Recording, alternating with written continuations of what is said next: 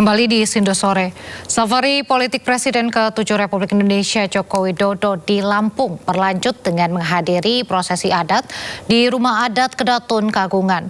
Jokowi menerima gelar adat Baginda Pembuka Bangsa dari 3 pemuka adat Lampung. Kunjungan Jokowi di Rumah Adat Kedatun Kagungan Lampung disambut para pemuka adat dan tokoh masyarakat. Dalam prosesi tersebut, Jokowi menerima penyematan gelar adat Baginda Pembuka Bangsa sebagai simbol penghormatan dari masyarakat adat Lampung. Penganugerahan gelar adat ini diharapkan menjadi simbol penghormatan terhadap nilai budaya Lampung, sekaligus mempererat hubungan antara tokoh nasional dan masyarakat adat.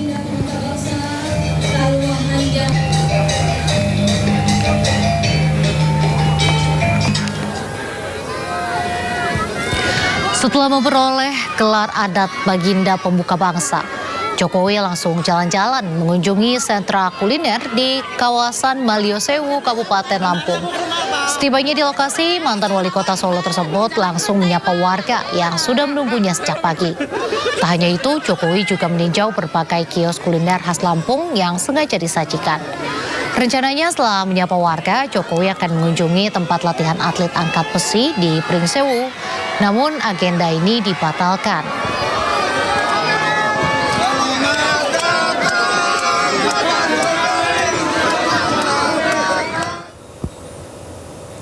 Sementara itu pemirsa, ratusan warga yang tergabung dalam Forum Suara Masyarakat Lampung menolak safari politik Jokowi. Aksi unjuk rasa dikawal oleh aparat kepolisian untuk mengantisipasi gangguan keamanan dan ketertiban.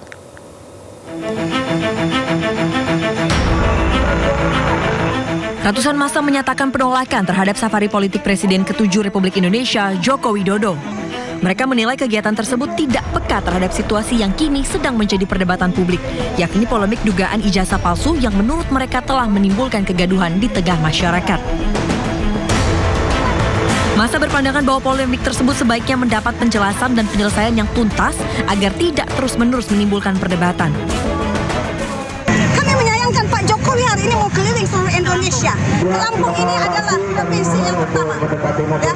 Sementara selesaikan dulu perkaranya supaya tidak ada kegaduhan. Wahai Bapak Jokowi, kami tidak tahu apakah maksud Anda berkeliling Indonesia pada hari ini.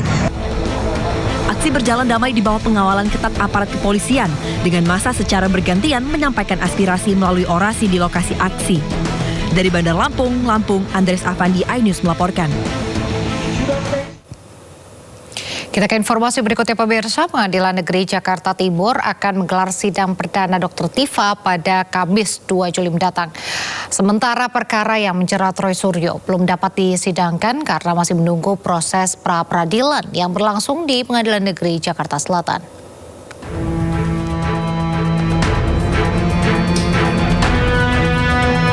Pengadilan Negeri Jakarta Timur menjadwalkan sidang perdana Tifauzia Tiasuma atau Dr. Tifa, tersangka kasus dugaan fitnah dan pencemaran nama baik terkait keaslian ijazah Presiden ke-7 Republik Indonesia Joko Widodo pada 2 Juli 2026. Juru bicara Pengadilan Negeri Jakarta Timur, Immanuel Tarigan, mengatakan sidang berlangsung pukul 9 pagi di ruang utama Profesor Kusuma Atmaja Pengadilan Negeri Jakarta Timur. Sementara perkara yang menjerat Roy Suryo, tersangka dugaan fitnah dan pencemaran nama baik terkait keaslian ijazah Presiden ke-7 Republik Indonesia Joko Widodo, belum dapat disidangkan karena masih menunggu proses pra-peradilan yang berlangsung di Pengadilan Negeri Jakarta Selatan. Ketentuan hukum mengatur selama pemeriksaan pra-peradilan masih berlangsung, pemeriksaan pokok perkara belum dapat dijalankan. Berkas perkara kedua terdakwa telah dilimpahkan oleh Kejaksaan ke Pengadilan Negeri Jakarta Timur pada 23 Juni 2026 dan telah dinyatakan lengkap setelah melalui pemeriksaan administrasi oleh Kepanitraan Pidana. Perkara Dr. Tifa dipastikan lebih dahulu memasuki tahap persidangan pada awal Juli 2026.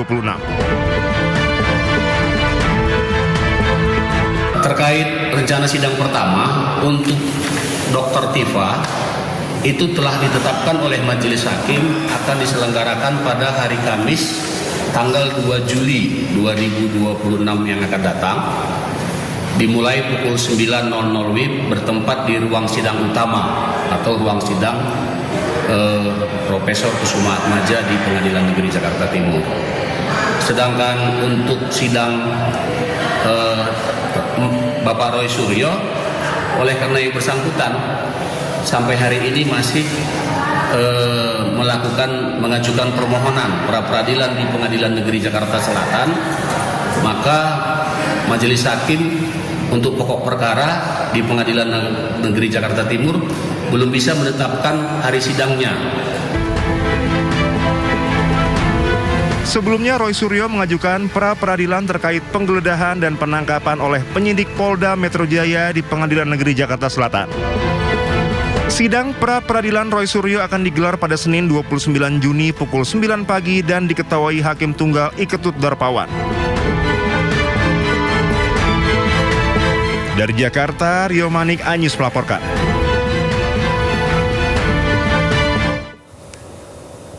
Roy Suryo dan Dr. Tifa pilih jalan berbeda. Pasca ditangkap polisi, Roy bersikukuh ajukan sidang pra-peradilan, sementara Dr. Tifa memilih membatalkannya. Apakah ini strategi atau pecah kongsi?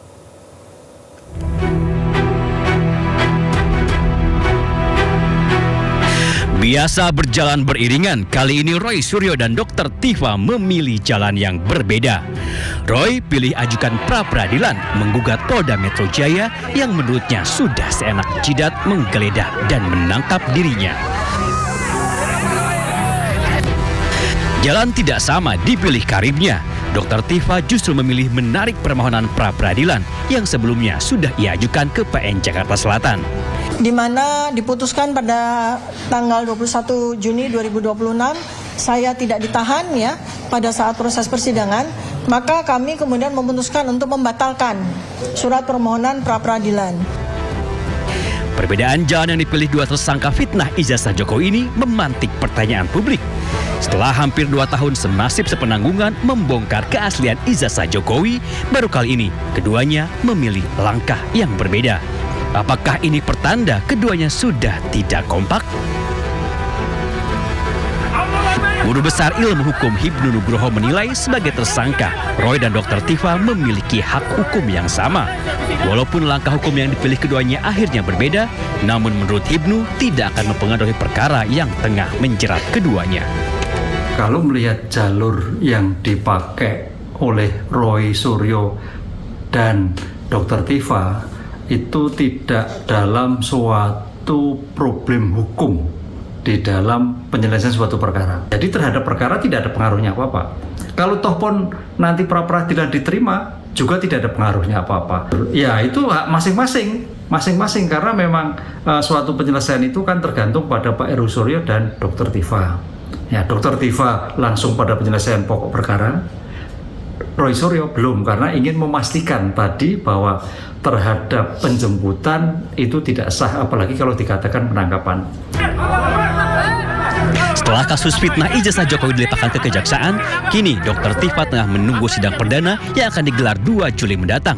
Sementara Roy Suryo masih harus menjalani sidang pra-peradilan penangkapan yang belum dijadwalkan. Tim Liputan iNews melaporkan.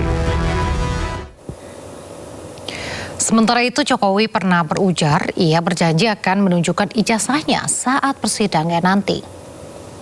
Kita ikuti proses hukum yang ada sampai nanti di sidang pengadilan. Jadi Pak Jokowi memastikan akan membawa ijazah hasilnya ya ke persidangan. Iya, sesuai yang sudah saya sampaikan. Beralih ke informasi lain, jumlah manajer Koperasi Merah Putih yang meninggal dunia saat mengikuti latihan dasar militer kembali bertambah menjadi 5 orang. Menanggapi hal ini, Kementerian Pertahanan menegaskan proses seleksi kesehatan telah dilakukan sesuai standar operasional prosedur. Ketua Tim Kesehatan Program SPPI, Dr. Ihsan, menjelaskan seluruh peserta telah menjalani pemeriksaan kesehatan menyeluruh sebelum dinyatakan lolos, mulai dari pemeriksaan fisik, laboratorium, ronsen, hingga USG. Menurutnya, kondisi kesehatan seseorang dapat berubah karena faktor fisik maupun lingkungan, sehingga hasil pemeriksaan saat seleksi tidak selalu mencerminkan kondisi peserta.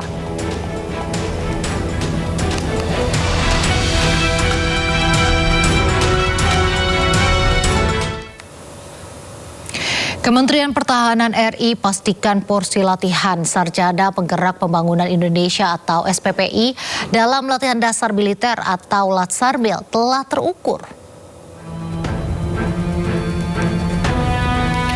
Kemhan menilai kegiatan Latsarmil tidak memiliki porsi yang berat, bahkan terbukti bisa mengakomodasi peserta SPPI yang disabilitas. Kepala Badan Pengembangan Sumber Daya Manusia Kemhan, Maijen Ketut Gedewetan, menegaskan bahwa Latsarmil bertujuan untuk menanamkan nilai-nilai disiplin. Terkait hal tersebut, program ini dipastikan akan terus berjalan.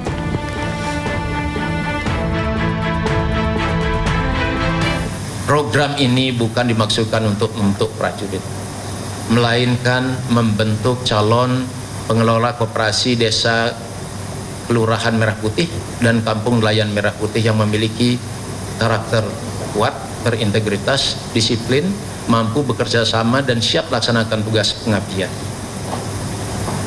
Sekali lagi kami menyampaikan bela sungkawa yang sedalam-dalamnya kepada keluarga para almarhum dan almarhumah.